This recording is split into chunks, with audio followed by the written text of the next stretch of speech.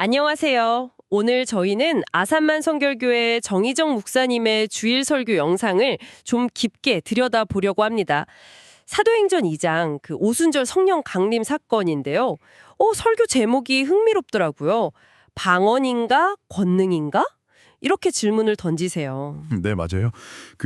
예수님이 약속하신 권능을 제자들이 기다리고 있었잖아요. 근데 실제로 나타난 현상은 방언이었단 말이죠.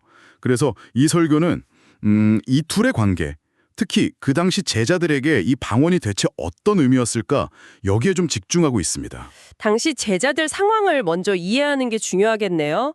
예수님 부활하시고 나서도 여전히 두려워하고 있었다면서요. 네, 그렇죠. 그래서 그 부분을 먼저 짚고 넘어갑니다. 좋습니다. 그럼 오늘 이 설교를 통해서 성령 강림 사건의 핵심 메시지가 뭔지, 그리고 그게 오늘 그러니까 당신의 삶과 신앙생활에 어떻게 연결될 수 있을지 한번 같이 파헤쳐 보죠. 단순히 아는 걸 넘어서 삶에서 뭔가 행동으로 이어지는 그런 통찰을 얻는 데 좀 초점을 맞춰보면 좋겠습니다. 설교 시작하면서 그 오순절 당시 제자들 모습부터 그리시더라고요. 네, 예수님이 부활하시고 나서 40일 동안이나 하나님 나라에 대해 가르치셨는데도 제자들은 여전히 예루살렘에 모여서 문 딱 걸어 잠그고 두려움에 떨고 있었다는 거죠. 맞아요. 혹시 자기들도 스승처럼 잡혀갈까봐 정말 아무것도 못하고 있었던 상황이에요. 근데 예수님은 분명히 약속하셨잖아요. 성령을 기다려라. 성령이 임하면 권능을 받고 땅 끝까지 내 증인이 될 거다. 그렇죠. 그 권능이라는 말이 헬라어로는 디나미스인데 이게 영어 다이나마이트의 어원이기도 하잖아요. 그러니까 제자들은 아마 이 권능을 엄청난 힘, 로마 제국 같은 그런 거대한 세력을 뒤엎을 만한 그런 폭발적인 능력으로 기대했을 수도 있어요. 네, 그럴 법하네요. 근데 막상 오순절에 기도하는데 임한 건 급하고 강한 바람 소리 같은 거랑 불의 혀와 같은 게 보이더니 갑자기 다른 언어들, 그러니까 우리가 아는 그 방언으로 막 말하기 시작했다는 거잖아요. 네. 바로 여기서 설교가 딱 질문을 던지는 거죠. 아니, 그들이 그렇게 기대했던 대단한 권능이라는 게 고작 이거였나? 방언? 좀 그렇게 생각할 수도 있겠는데요. 심지어 사도 바울도 고린도전서 14장 보면 통역 없으면 방언은 그냥 개인한테만 유익하지 교회 전체에는 별로 덕이 안 된다? 약간 이런 식으로 말하잖아요. 그렇죠. 예언이 더 낫다고 하기도 하고. 그러니까요. 그러면 이 오순절의 방언은 진짜 예수님이 약속하신 그 권능이 맞는 건가? 아니면 뭔가 좀 기대에 못 미치는 현상이었나? 이런 의문이 들 수밖에 없죠. 근데 바로 이 지점에서 설교가 되게 중요한 포인트를 짚어주는 것 같아요. 우리가 흔히 생각하는 권능의 개념을 좀 다르게 보게 하는 거죠. 당시 제자들의 입장에서 보면 이 방언이야말로 그들에게 진짜 가장 절실하게 필요했던 권능이었다. 이렇게 해석하시더라고요. 맞습니다. 왜냐하면 제자들의 핵심 사명이 뭐였어요? 땅끝까지 가서 증인이 되는 것이었잖아요. 네, 그렇죠. 근데 현실은 어땠죠? 두려워서 예루살렘 밖으로 한 발짝도 못 나가고 있었죠. 만약 나간다고 해도 당장 다른 지역 사람들하고 말이 안 통하는데 어떻게 복음을 전해요? 언어의 장벽이 있었겠군요. 그렇죠. 그런데 바로 그 오순절날 마침 예루살렘에는 각지에서 온 유대인들이 막 모여 있었거든요.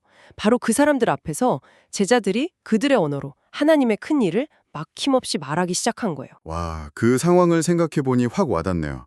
그러니까 제자들한테 방언은 그냥 신기한 초능력이 아니라 발목을 잡고 있던 그 두려움이라는 문제, 또 소통의 장벽이라는 현실적인 문제를 그냥 확 깨버리고 진짜 증인으로 살아갈 수 있게 만들어준 너무나 실제적인 능력이었던 거네요. 바로 그거죠. 말 그대로 복음을 전할 수 있는 자신감과 용기를 확 불어넣어 준 거예요. 그게 그들에게 필요하던 권능이었던 거죠. 그래서 설교는 이 성령의 권능이라는 게 어떤 특정한 초자연적 현상, 방언이라든가 이런 거에만 딱 보정된 게 아니라는 걸 보여주는 것 같아요. 오늘날 우리에게 성령님이 주시는 권능은 우리 각자가 처한 그 자리에서 하나님의 증인으로 살아갈 수 있도록 주시는 구체적인 능력, 그리고 자신감, 용기 이런 거라는 거죠. 설교에서 나온 예시들이 딱 그런 것 같아요. 늘 예배만 드리던 청년이 있었는데 우연히 교회 아이들을 잠깐 돌봐주면서 격려 한마디 했는데 그 순간 마음에 막 뜨거움이 오면서 나도 뭔가 할 수 있네? 이런 자신감을 얻었다는 거. 네네. 그리고 또 다른 분 예시도 있었죠.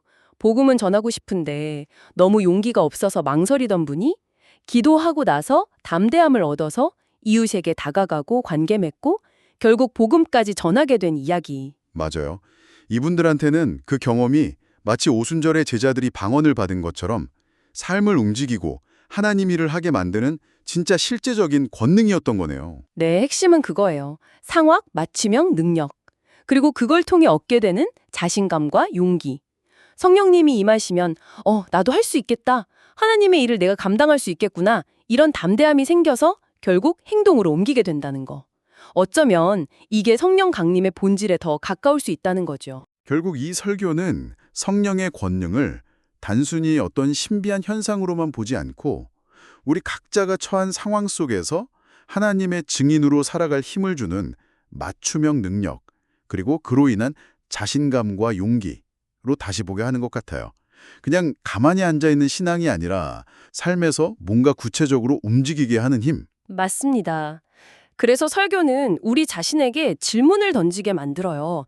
방언 그 자체에 막 매달릴 게 아니라 지금 나에게 내 삶의 자리에서는 어떤 권능이 필요한가 이걸 묻게 하는 거죠. 성령께서 당신에게 어떤 은사, 어떤 능력을 주셔서 당신의 자리에서 하나님 나라를 위해 증인의 삶을 살아가게 하실지 그걸 좀 주목해보라는 메시지인 것 같습니다. 오늘 이 이야기를 들으신 당신에게도 마지막으로 한번 질문을 던져보고 싶네요. 당신이 예수님의 증인으로서 살아가기 위해서 지금 당신의 삶에 가장 필요하다고 생각하는 성령의 권능은 구체적으로 뭘까요? 그리고 그 권능이 당신의 행동과 삶을 어떻게 좀 바꾸어 놓기를 기대하시나요? 한번 이 질문을 곱씹어 보실 시간이 되셨으면 좋겠습니다.